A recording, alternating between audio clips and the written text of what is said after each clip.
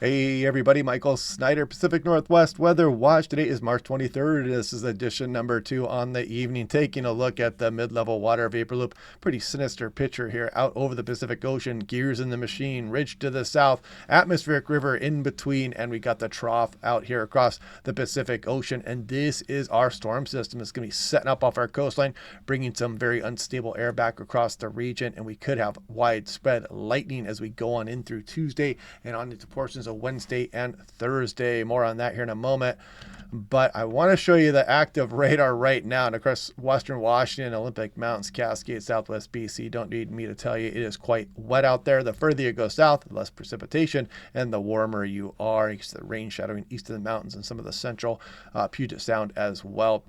So I get a lot of requests about this, so I opened a Patreon page. You can go here to support the channel if you like. I just get a lot of comments about it, so I thought I'd do that. And also, it looks like a pretty good area where I can do my updates outside of my daily weather briefings, which will not be changing on YouTube, but it gives me a more professional setting to do so I don't have to do it as much on Blue Sky and X, and I'll go ahead and do that here so you can check in daily. I'll try to do daily updates here. I used to do many more daily updates on X and Blue Sky before a lot of weather drama happened on there, and this will just give me a more consolidated place to do that for both California Weather Watch and Pacific Northwest Weather Watch. So go ahead and check me out there on the Patreon page. I'll leave that in a link down below. Now, looking at things right now, we do have that slight risk and marginal here across western Washington. That would be included into southwest BC as well. And what that is a risk of rainfall exceeding flash flood guidance within 25 miles of any given point. So you can see you've got that marginal and the slight risk out there. So watch out. The snow levels are high tonight. Those streams and creeks could be running their banks, and the rivers could be rising there as well. So careful, especially if you're off in the backcountry or around some of those active waterways. And lightning strike density last 24 hours, not much to show right now, but that's going to be changing as we go through Tuesday, Wednesday, and Thursday in this upcoming week.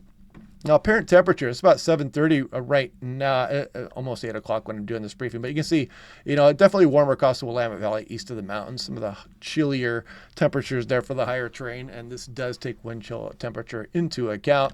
Now, if you want a nice affordable weather station, also click on that link down below to save 10% off.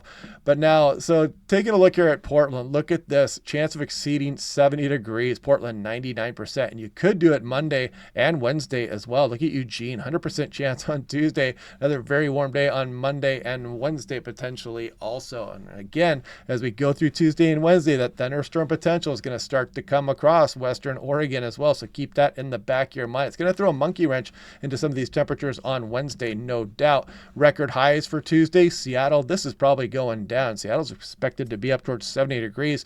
Portland, probably 75, 76. So that record could fall. And Spokane will be close to that 71 on Tuesday.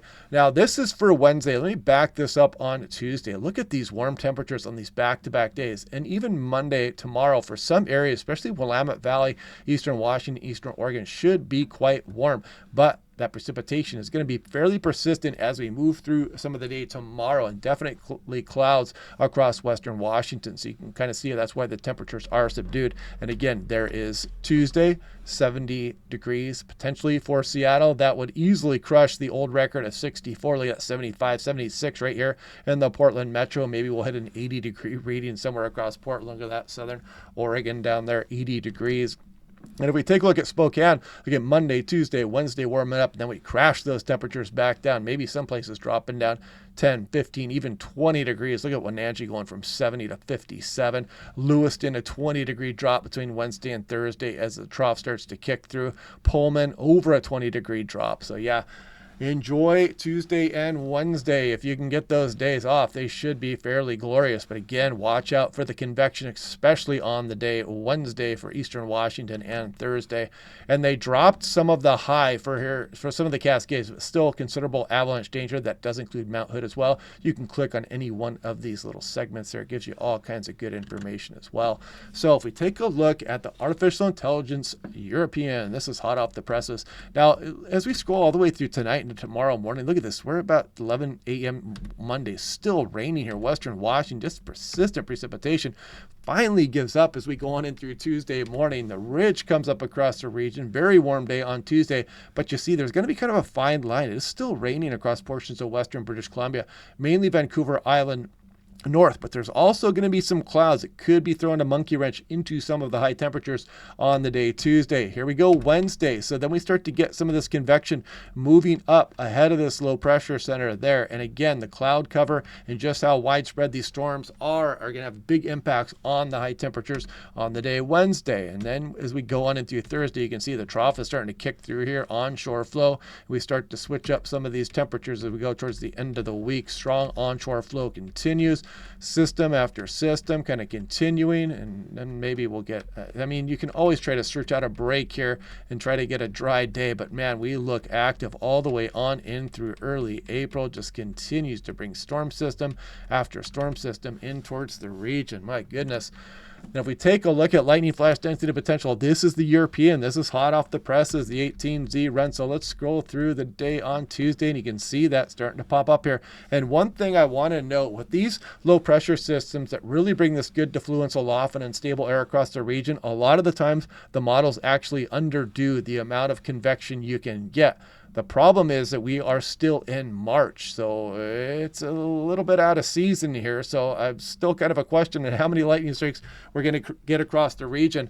But models are showing quite a few. And then as you go on Wednesday morning, you can really see it coming up the coastal range, maybe clip on the Portland Metro, Southwest Washington, Seattle Metro, under the gun, Cascades, even some of the coastal areas. We go on through Wednesday afternoon. And again, look at this convection out there.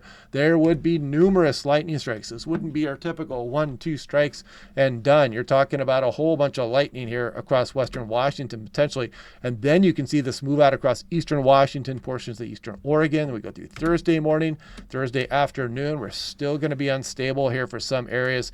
Then we go on into Friday afternoon. We may not be done with the lightning just yet as well. So taking a look at what is known as the K index, this is just kind of a nice visual indicator of where the most unstable air is going to be. I'm just going to leave it at that. I'm not going to get into the calculation for that's really not needed. But as we go through Tuesday evening here, you can see the trough out here. We got that negative tilt to it. You got to get that southeast flow out in front there. And again, that helps the defluence aloft. We're bringing that warm air up as we go on and through Wednesday morning. The convection rides up here across western Oregon and Washington. And you can see this very unstable air mass, the low pressure center right off our coastline there as we go into Wednesday night, potentially again on Thursday. And this is the North American model, goes out about 84 hours, and we're starting to get some of the higher resolution models very close. We're not quite there just yet. I'll show you what I mean. So this is the North American model high resolution version, and you can see the precipitation as we go through tonight. Tomorrow morning, it just continues for portions of western Washington, leaving much of western Oregon pretty dry. Then as we go through Monday night, finally some of that precipitation starts to lift northward in towards Tuesday morning. And you'll finally see that we're starting to dry out. But again, there's going to be that fine line where the clouds are as we go through the day Tuesday. Probably going to wreak a little bit of havoc there with some of the high temperatures. But then we go Tuesday afternoon. You can see a lot of southwest BC starting to dry out here. A very nice day on Tuesday. And then you can kind of see this flow, southeast flow. Here comes that southerly defluent flow. And right at the end of the run, you see those showers there along western Oregon. Those are probably going to be producing lightning by the time we go in towards Wednesday morning. And that's where the high resolution model ends. So when we get to tomorrow morning, we're going to have a lot more data to start looking at, and we'll be able to see how many rounds of storms are going to be coming over the area. And again, trying to fine tune this convective potential with this system. This is all we have so far. Day 3, still Tuesday morning through Wednesday morning, just kind of showing that western Oregon into southern Washington for now. But, we'll be getting updates on this here as we go through the next day or so. Now, this is Seattle-Tacoma. This is the North American model cross-section. 10,000 feet is the top. And look what happens as we go on in through Tuesday and Wednesday. Again, very warm out there Tuesday and Wednesday, western Washington. But then look at that trough start to swing through here as we go on into Wednesday night into Thursday. You can see the colder air aloft arriving, and then you can see the chillier temperature starting to move in as we go through the day on Thursday. So I always like looking at these cross sections. And this is the European, same thing here as well. Again, Tuesday, Wednesday, the warmest days. And then you can see that upper trough kind of moving through the area and bringing the cooler temperatures here as we go towards the end of the week. And daily 2-meter max temperature, this is for Tuesday. Actually, is this one updated? Let's check it out. So we get the 0Z data in there. This is for tomorrow. And look at that for Tuesday and Wednesday, 69 both days. I might have shown this already, but I do like looking at these temperatures. I'm going to get out there and try to enjoy both of these days. That should be quite amazing here across the region. But anyway, yeah, so check out the new Patreon page. I'll leave the link down below. Let me know what you guys think. Do you like that or whatnot? I'll try to keep things separate from YouTube on that note. I'll be doing my daily briefings. Nothing is going to change. It just gives people another way to help support the channel. I do want to make this a full-time job at some point. This is my passion. I love doing the weather in the Pacific Northwest. I've done it my entire life. That's why I wanted to work at Alaska Airlines, because I wanted to deal with the meteorology of it and get to deal with pilots and guiding them through the weather. And I think I understand the weather here pretty well. So yeah, that's always been my passion, and I hope to do this on a full-time scale, in which case I'll be able to make the channel even more fun. So anyway, let me know what you guys think. Click like and subscribe if you would. We're getting towards 100,000 subscribers, and I will talk to you guys tomorrow morning.